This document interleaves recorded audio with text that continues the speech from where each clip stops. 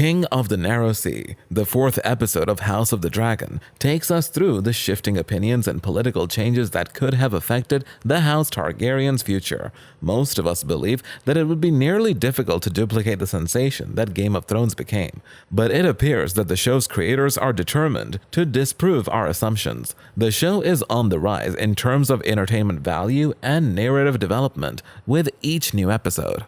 Viserys has lined up potential suitors who he believed qualified to wed his daughter, even though Princess Rhaenyra was aware that her father wouldn't approve of her choice. She rejected everyone. Rhaenyra was not like other women, who were not permitted to make their own decisions. Thus, she nevertheless behaved of her own free will. So, how does the latest House of the Dragon episode end?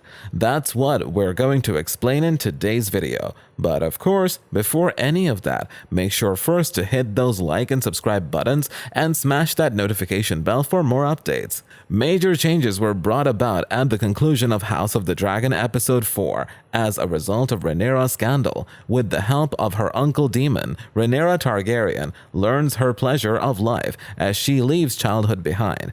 But when rumors of their tryst spread, her status as the heir is called into question. The sad King Viserys defends Rhaenyra's claim through extreme measures at the end of House of the Dragon episode 4 despite the talks of Westeros failing to get the facts straight. Daemon returns from the Stepstones, where he had given Viserys his crown as King of the Narrow Sea. In the opening moments of House of the Dragon episode 4, when Daemon shows up there, he teaches Rhaenyra how to demand what she wants and that having intercourse is enjoyable for both genders. The two then slip into a flea-bottom brothel, where Daemon kisses and undresses Rhaenyra. The princess decides to let herself loose to Sir Criston Cole when she gets back to her chambers. But when Otto Hightower informs Viserys that she was found making love with Daemon in the city, her joy quickly turns to annoyance. Even if this isn't exactly accurate, Daemon won't refute it. He even offers to propose marriage to Rhaenyra, but Viserys banishes him again. After meeting with Rhaenyra to discuss Aegon the Conqueror's dream in greater detail and to chastise her of her scandals, Viserys of the House of the Dragon tells her that she must wed Rhaenyra Targaryen without hesitation. The chaotic incident comes to an end when Viserys appoints Otto Hightower as Hand of the King and dismisses him,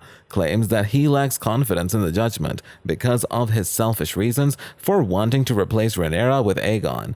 The moon tea that Viserys sends Rhaenyra in the last scene of the House of the Dragon episode 4 is a particular blend that is used in Westeros to either prevent or abort pregnancies. Viserys is demonstrating the lengths he will go to defend Rhaenyra as the legitimate heir, as House of the Dragon prepares Rhaenyra's marriage to Rhaenyra, a new Hand of the King, and an exiled demon. This 1-hour episode is packed with so many happenings, from a brotherly reunion to yet another fallout, that blinking isn't even an option. In a nutshell, there are tumultuous dialogues, an incestuous spark, a late-night tryst, the disposal of the hand, and a wedding announcement. Rhaenyra and Daemon Targaryen prove to be the MVPs. King Viserys is also seen making some extremely important decisions that would drastically alter the course of the story when he eventually comes to his senses. What the potion Viserys gives Rhaenyra really means. Viserys sent Rhaenyra the moon tea to avoid getting pregnant despite her vehement denial that she and Daemon shared a bed. Despite the fact that she did lose her purity that evening, she was telling the truth when she said that Viserys was unaware that she had actually slept with Criston Cole and that it wasn't Daemon. As a result, Viserys delivering her the moon tea at the end of the House of the Dragon episode 4 shows that he no longer believes what she says. Viserys no longer believes her, even though he will do everything in his power to support her claim and ensure the Targaryens' unity. He probably also understands that Rhaenyra will continue to pursue her pleasures, just as any male heir would, and that the only way to guarantee she won't have a baby before getting married is to give her moon tea. In House of the Dragon, Viserys' overarching goal is to bring the realm together and safeguard the Targaryen line, therefore preventing Rhaenyra's name from being sullied by an unnatural pregnancy or rumors of extramarital affairs is a top concern. What Rhaenyra marrying Rhaenyra Targaryen sets up. Viserys tells Rhaenyra she'll marry Sir Rhaenyra Targaryen despite tales of her tryst with Daemon. Rhaenyra agrees as Princess of Dragonstone, but Viserys must first deal with Otto Hightower as king. Rhaenyra recognizes her betrothal to Rhaenyra is a chance for Viserys to mend the divide between the Targaryens and the Velaryons, as the Sea Snakes' plot to marry Rhaena to a Sea Lord of Braavos threatens the crown's influence. Viserys regains the Velaryon fleet and strength with Rhaenyra and Rhaenyra's marriage in House of the Dragon as the two families of Old Valyria governed the land. Viserys encouraged Rhaenyra to guarantee her succession through heirs in Episode 3's ending. Rhaenyra's position as heir is weakened by her half-brother Aegon, the king's firstborn son, so House Valyrian's support is crucial. Corlys and Rhaenyra will support Rhaenyra over Aegon if their son is king consort and their grandchildren are in line for the Iron Throne. Has Daemon been exiled again? What happens to him now? Otto's spies discovered Daemon and Rhaenyra as a brothel, revealing Daemon's unpredictable and scandalous nature to Viserys. Viserys' decision about how to proceed with Daemon becomes plain as he learns he wants power proximity to the Iron Throne. Daemon's goal isn't to become king of Westeros or sit on the Iron Throne. Daemon wants Viserys' praise and a seat next to him without being undermined. But the rogue prince of the House of the Dragon does this badly. Viserys exiles Daemon for King's Landing in Episode 4's ending. Later, he says he doesn't care where Daemon goes or what happens to him, as long as he's out of his sight. In Fire and Blood, Daemon briefly returns to the Stepstones following his banishment, but he soon leaves for the Vale to take Runestone after his wife, Rhae Royce, dies. Daemon convinces Corlys Velaryon to let him marry his daughter Rhaena after being banished from the Vale. Who will replace Otto Hightower as Hand of the King?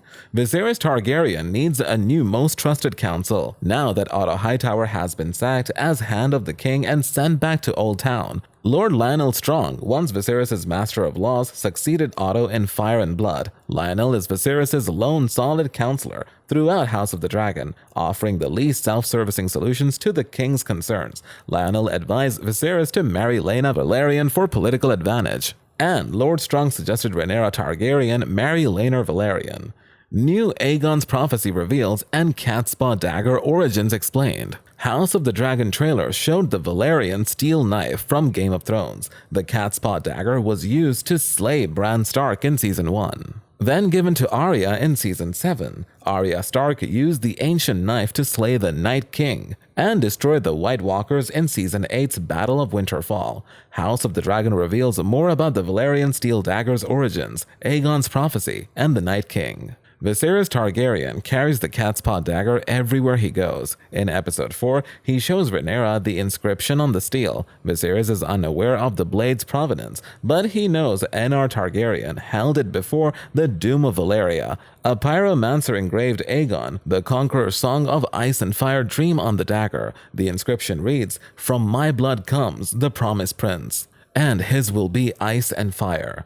The dagger's words linked Aegon's dream to the prince that was promised prophecy, which spurred Melisandre's throughout Game of Thrones. The Red Woman's prophecy said the prince that was promised would save Lightbringer and end the darkness. In Aegon's vision, the promised prince saves humanity from the Night King and White Walkers. Aegon's dream before House of the Dragon adds another dimension by disclosing what Melisandre didn't know. The prince would be a descendant of House Targaryen and unify Westeros against the cold and dark. Since the prophecies are now identical, the prince that was promised is Daenerys Targaryen and Jon Snow. That's all for today. We hope you enjoyed that video, and if you did, make sure you like, subscribe, and hit the notification bell for more videos like this.